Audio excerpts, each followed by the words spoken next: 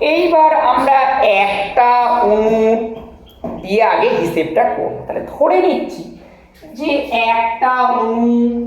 এই বরাবর গতিশীল, যে তার C1 প্রথম অণুটার ক্ষেত্রে C1 গতিবেগ নিয়ে গতিশীল, C1 গতিবেগের x অক্ষ বরাবর উপাংশ u1, y অক্ষ বরাবর v1 এবং z অক্ষ বরাবর উপাংশ হচ্ছে w1। আমরা শুধু আরো ক্যালকুলেশন সিম্পলিফাই করব যে একটা অণু বললাম, এবার একটা অণুর শুধু x অক্ষ বরাবর উপাংশটা নেব। তাহলে ধরে নিতে পারি যে অণুটা C1 গতিবেগ নিয়ে চলছে সে x অক্ষ বরাবর বা এই বরাবর u1 গতিবেগে নিয়ে চলছে এবং চলে এই দেওয়ালের উপরেতে অর্থাৎ yz তলেতে গিয়ে সংঘর্ষ হয়েছে, ধাম করে সেই দেওয়ালে ধাক্কা মারল। তাই অণুটার সংঘর্ষের ঠিক আগে ভরবেগ ছিল mu1। অণুগুলোর প্রত্যেক অণু একই টাইপের গ্যাস আছে পাত্রের মধ্যে ধরে নেব, তাহলে প্রত্যেক অণুর ভর সমান। তাহলে অণুটার সংঘর্ষের পূর্বে এই দিক বরাবর ভরবেগ হচ্ছে mu1, এদিক বরাবর তোমার হবে mu1, আর এই দিক বরাবর সে ফিরবে, তাহলে এদিক বরাবর ভরবেগ হবে সেও mu1 ভরবেগ নিয়ে ফিরবে, কিন্তু এর সাপেক্ষে এটা নেগেটিভ। তাহলে আচ্ছা ভরবেগটা সেম বললাম কেন, ওইখানে নিহিত আছে গ্যাসের অণুগুলোর মধ্যে সংঘর্ষ হচ্ছে স্থিতিস্থাপক সংঘর্ষ, বা পাত্রের দেওয়ালের সঙ্গে গ্যাস অণুর সংঘর্ষ হচ্ছে স্থিতিস্থাপক সংঘর্ষ। তাহলে স্থিতিস্থাপক সংঘর্ষ হলে এর ভরবেগ যা ছিল আগে যা ছিল তাই থাকবে, অর্থাৎ mu1 ভরবেগ নিয়ে সে ব্যাক করবে। তাহলে এই যে অণুটা, এই অণুটার ভরবেগের পরিবর্তন, এটা প্রথম অণুগুলো আমি চিহ্নিত করছি। প্রথম অণুর ভরবেগের পরিবর্তন, the change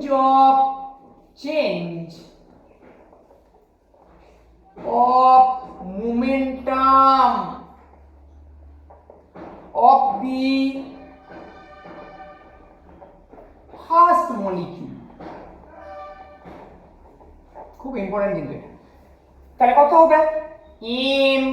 mu1 minus mu1 তার মানে হবে 2mu1। তাহলে এটাকেই সামারাইজ করলে কি দাঁড়ায়, প্রথম অণুটা যে x অক্ষ বরাবর yz তলে সংঘর্ষ ঘটানোর ফলে প্রথম অণুর ভরবেগের পরিবর্তন হয় 2mu1। আচ্ছা এই অণুটা আবার কখন এই দেয়ালে এসে অ্যাক্সিডেন্ট করবে, কোলাইড করবে, যদি ঘনকের বাহুর দৈর্ঘ্য l বলা হয়, তাহলে এ এখান থেকে এদিকে যাবে আবার এখানে আসবে, অর্থাৎ 12 দূরত্ব অতিক্রম করার পর এর সংঘর্ষ হয়। তাহলে 12 দূরত্ব অতিক্রম করতে সময় নেয় কত, তাহলে 12 দূরত্ব the time taken to travel or to cover a distance, to cover a distance 12 equal to 2l by u1। তাহলে 12 by u1 পরে এই মলিকিউলটাই, অর্থাৎ যে মলিকিউলটা C1 গতিবেগ নিয়ে যাচ্ছিল যার x অক্ষ বরাবর উপাংশ u1, এই yz তলের উপরেতে তোমার 12 বাই u1 সেকেন্ড পরে দ্বিতীয় সংঘর্ষ ঘটাবে, আবার তৃতীয় সংঘর্ষ আবার 12 দূরত্ব যাওয়ার পর এখান থেকে এখানে আসবে আবার এখানে যাবে, অর্থাৎ আবার 12 দূরত্ব বা 12 বাই u1 সময় পরে তৃতীয় সংঘর্ষ ঘটাবে। সুতরাং দুটো সংঘর্ষের মধ্যবর্তী সময় হচ্ছে 12 বাই u1। তাহলে বলা যায় after 12 by বা within the time interval 12 by u1 the change in momentum of the first molecule is 2mu1 within বা after 12 by u1 second the change in momentum of the first molecule equal to 2L by U1 প্রথম অণুটার 12 by U1 second পরে 12 by momentum change হবে এই ভুল লিখেছি আমি 2mu1 তাহলে 12 by U1 second পরে যদি ভরবেগের পরিবর্তন এটা হয় তাহলে 1 সেকেন্ডে কত হবে এটাকে যদি ভাগ হবে so the rate of change of momentum so the rate of change in momentum কার না first মলিকিউলটা momentum of the first molecule কোন দিকে না along x axis আমরা শুধু x axis বরাবর হিসেবটা নিচ্ছি along x axis equal to 2mu1 by 2l by u1 তার মানে হবে mu1 স্কয়ার বাই l তাহলে এইটাই হচ্ছে প্রথম মলিকিউলটার ভরবেগের পরিবর্তনের হার তাহলে প্রথম মলিকিউলের ভরবেগের পরিবর্তনের যা হবে প্রথম মলিকিউলের উপর ফোর্স এটা হবে তাহলে এই ফোর্সটাই ক্রিয়া তাহলে এই ফোর্সটা দিয়েছে কে পাত্রের দেওয়ালটা ফার্স্ট মলিকিউলের উপর তাহলে ফার্স্ট মলিকিউলের উপর মলিকিউলটা পাত্রের দেওয়ালের উপর আবার এই পরিমাণ ফোর্সই দেবে ক্রিয়া প্রতিক্রিয়া সমান বিপরীতমুখী বলে তাহলে এটা লিখলাম না যে প্রথম মলিকিউলের উপর ক্রিয়াশীল ফোর্স এটা না লিখে লিখছি যে পাত্রের দেওয়ালের উপর প্রথম মলিকিউলটা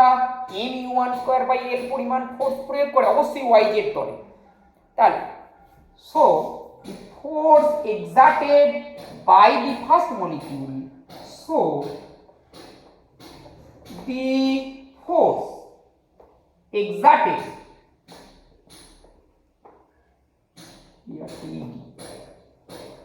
by the first molecule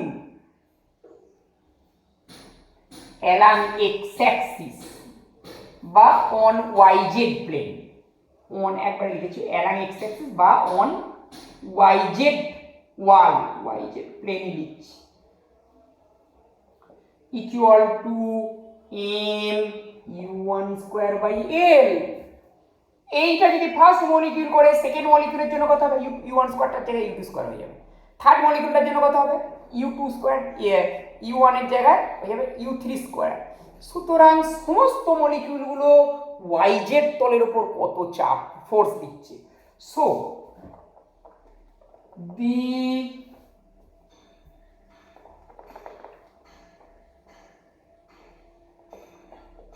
total force on the yz plane যেটাকে আমরা লিখব fx x কমন ওভার এটা সেখানে আমরা লিখব fx equal to mu1 square by l plus mu2 square by l plus mu3 square by l এইরকম করে চলবে maun স্কয়ার বাই l পর্যন্ত আচ্ছা তাহলে এটা যদি ফোর্স বলো তাহলে এই দেওয়ালের উপর চাপ কত হবে আমাদের আলোচ্য বিষয় কিন্তু প্রেসার সুতরাং px চাপের ফর্মুলা হয় বল বাই ক্ষেত্রফল ফোর্স পার ইউনিট এরিয়া তলটার যেহেতু ঘনকের বাহুর দৈর্ঘ্য l তাহলে তলটার ক্ষেত্রফল হবে আচ্ছা এটা ছোট স্মল এল করে দিই সব স্মল এল করে তাহলে তলটার ক্ষেত্রফল হবে l স্কয়ার সুতরাং এটা হবে 1 by l square into mu1 square by L plus mu2 square by L plus mu3 square by L সুতরাং px equal to দেখ m by l টা কমন যাবে হয়ে যাবে m by l cube into u1 square plus u2 square plus u3 square plus এইভাবে চলবে হ্যাঁ এটা un square হবে plus un square বা হবে l cube মানে v m by v into u1 square plus u2 square plus u3 square plus un square এইভাবে চলবে তাহলে এটা যদি x অক্ষ বরাবর এই হিসেব হয় তাহলে y অক্ষ বরাবর চাপ কত হবে সিম্পলি px টাকে py লিখে দেবো আমরা py এই ধরনের ক্যালকুলেশন আসবে m by v শুধু u জায়গায় গতিবেগটা y অক্ষ বরাবর গতিবেগে লিখতে হবে অর্থাৎ v লিখতে হবে তাহলে এটা হবে v1 square plus v2 square plus v3 square plus vn square and pz equal to m by v into w1 square plus w2 square plus w3 square plus wn square তাহলে এই হলো তোমার x Axis বরাবর চাপ y Axis বরাবর চাপ আর z Axis বরাবর চাপ তাহলে এখন আমরা দেখেছি আবদ্ধ পাত্রে যখন গ্যাস রাখা হয় সব দিকে চাপ সমান অর্থাৎ px equal to py equal to pz যদি তাতেও যদি মানতে অসুবিধা হয় তাহলে সেই জন্য আমরা এখানে অ্যাভারেজ প্রেসার নিই অর্থাৎ p equal to px plus py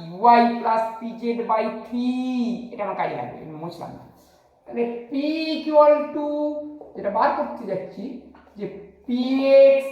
plus py plus pz by 3 তাহলে p equal to 1/3টা লিখে দিলাম এই তিনটে যোগ হবে px হচ্ছে এই জিনিসটা এই ইকুয়েশন আর এই ইকুয়েশন প্রত্যেকের ক্ষেত্রে m by v টা কমন তাহলে 1/3 m by v লিখছি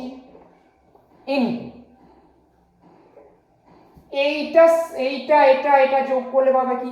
u1 square plus v1 square plus w1 square মানে c1 স্কয়ার এই যে স্কয়ার c1 স্কয়ার প্রথমটার জন্য হবে c1 স্কয়ার প্লাস এইটা স্কয়ার প্লাস এটা স্কয়ার প্লাস এটা স্কয়ার করলে পাবে c2 square plus c2 square অনুরূপভাবে এটা যোগ করলে হবে c3 square plus dot dot dot dot দিয়ে cn স্কয়ার আবার আমরা এটা পড়েছি যে c square bar equal to c1 square plus c2 square plus c3 square plus cn square by n এটা দেখো অলরেডি পড়া হয়ে গেছে তাহলে c1 square plus c2 square plus c3 square plus cn square equal to nc square bar এইখানে মানটা আমরা put করব সুতরাং p equal to 1/3 m by v into nc square bar সুতরাং pv equal to 1/3 mnc square bar pv